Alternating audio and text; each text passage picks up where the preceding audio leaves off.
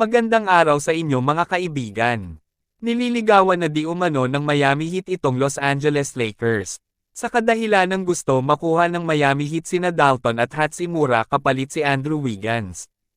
Pilit pa rin kasing hinihingi ng Miami Heat ang dalawang player na ito ng Los Angeles Lakers. Subalit ginawa ko ang video na ito ay wala pang sagot ang Los Angeles Lakers sa gustong mangyari ng Miami Heat. Isa sa dahilan kung bakit gustong matrade ng Miami Heat si Andrew Wiggins ay dahil di pa nga ito nakakabalik sa dating laruan simula noong nagkaroon nga ito ng mga injury.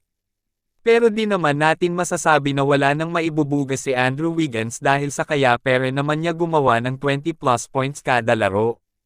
Sadyang hindi lang siya swak sa system ng Miami Heat upang madala sa panalo ang team. Kaya abangan na lang natin kung matutuloy ba itong gustong mangyari ng Miami Heat. Malay natin magustuhan ng Lakers ang offer ng Miami Heat at kailangan lang magkasundo ang dalawang team na ito upang matuloy ang trade.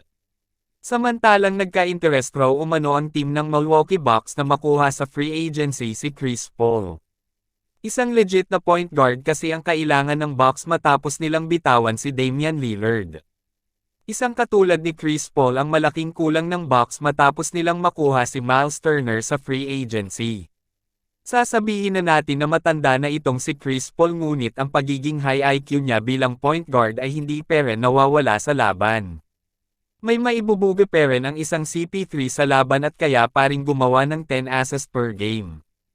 Kaya abangan na lang natin kung matutuloy ba ang pagkuha ng Bucks dito kay CP3. Dahil hindi raw umano nagustuhan ni Giannis ang ginawa ng Bucks binitawan si Damian Lillard. Kaya naman nagbaka sakali ang Bucks na gagawa ng paraan para hindi mag-request ng trade si Giannis sa team. At nanatili pa rin sa Los Angeles Lakers si Jackson Hayes matapos pumirma ng isang 1 year sa Lakers. Pumasok kasi sa free agency si Jackson Hayes mga kaibigan subalit mas pinili nga niyang magstay na lang sa Lakers.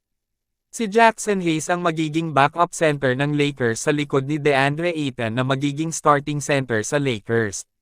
Well, para sa inyo mga kaibigan, ano ba ang masasabi niya rito?